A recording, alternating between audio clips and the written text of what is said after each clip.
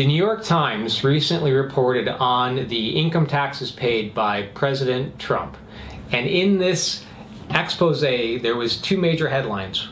One was President Trump only paid $750 in federal income taxes, and also that he's paid virtually no income tax in 10 out of the last 15 years. Well, we're going to talk about this expose more today and break down what the article was really about and why this is important.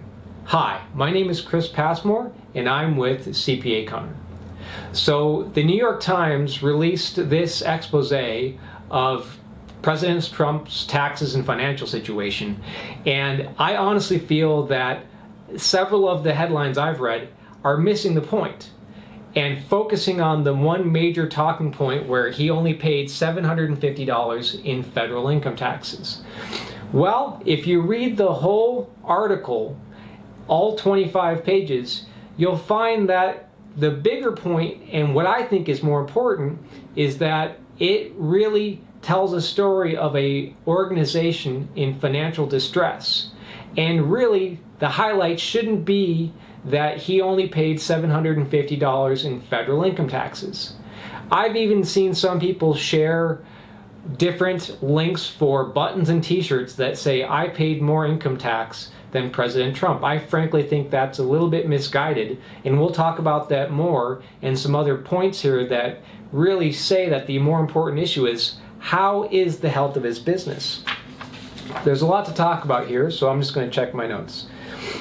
In reality, even though President Trump only paid $750 in federal income taxes in the past 2 years, in 2017, he paid approximately $300,000 in income taxes in various countries that he does business outside of the U.S. In addition to that, from 2005 to 2007, he paid $70 million in federal income taxes. So you can see that the amount he's paid in taxes, whether that's years ago, whether that's in different countries, also in state income taxes, is frankly more than most middle-income U.S. residents.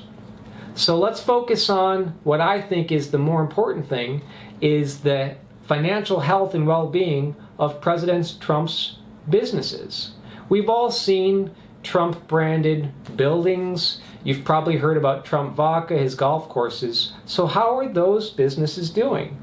Well, the New York Times reported in 2018 that there was reported $47 million in losses from his businesses, and that most of his wealth in the past 10-15 years from The Apprentice and other branding deals that he's had are frankly drying up, and that even though that carried him for a number of years, the investments he's made since then are not doing so well.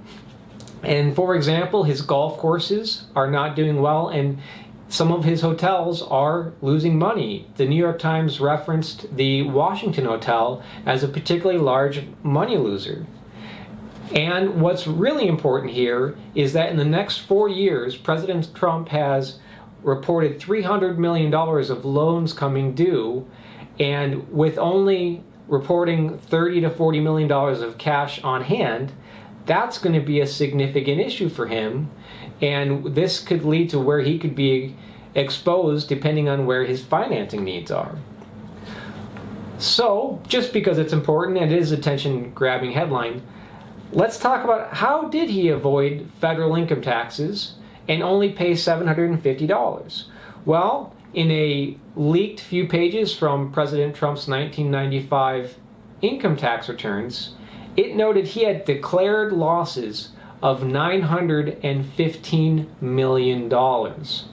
And what this did is virtually wiped out all federal income tax for the next decade, and it's through the concept of what's called a net operating loss.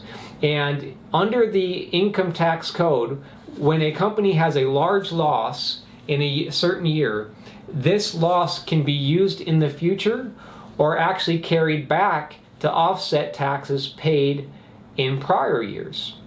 So it was this net operating loss that was created in 1995 that offset any future taxes that President Trump had for almost a decade. And then what's also noted in the New York Times piece is that President Trump is subject to an IRS audit. You've probably heard him speak on this on several occasions, that he won't release his tax returns until the conclusion of this IRS audit. So the IRS audit calls into question an income tax refund of $72 million and the validity of that amount. Well, this refund stems from another loss, this is another one, that he declared for income tax purposes of $1.4 billion, that's billion with the B, in 2008 and 2009 that could not be used at the time of filing.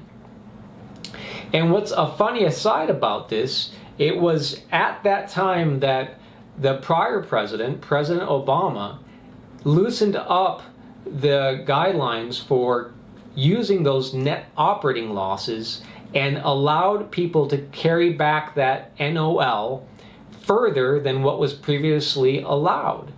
So that allowed President Trump to carry back this $1.4 billion loss even further to taxes he's already paid, most likely from his time with the success of The Apprentice, and to get that money refunded back to him.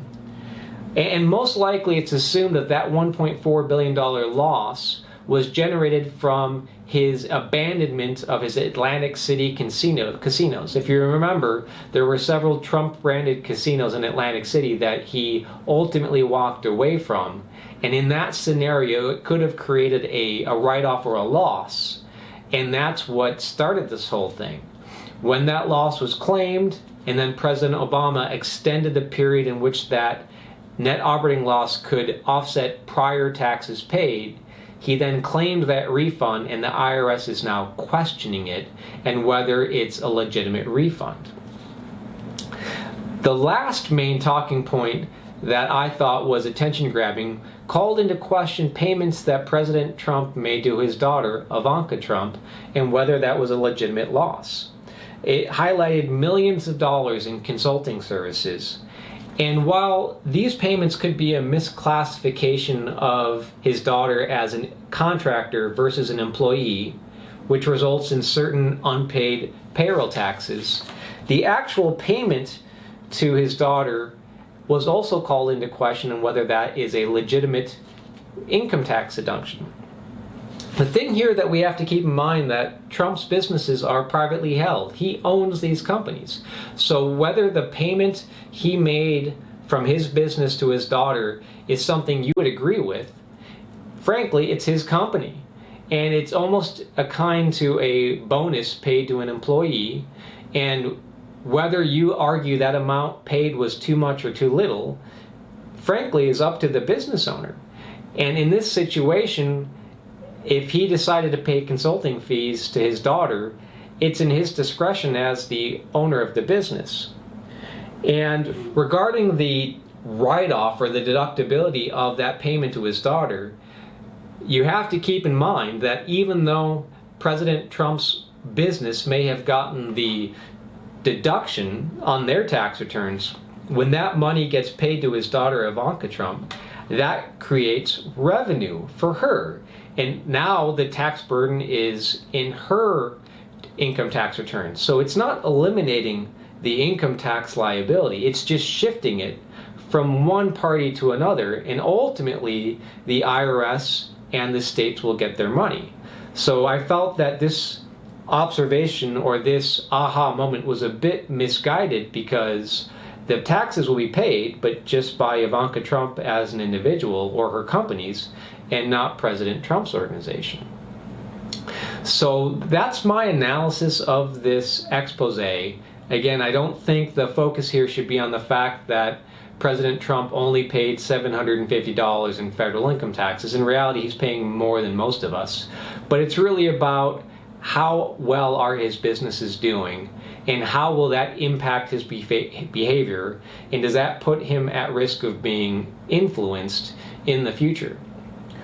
Well, I hope you've enjoyed my analysis of the New York Times expose on President Trump.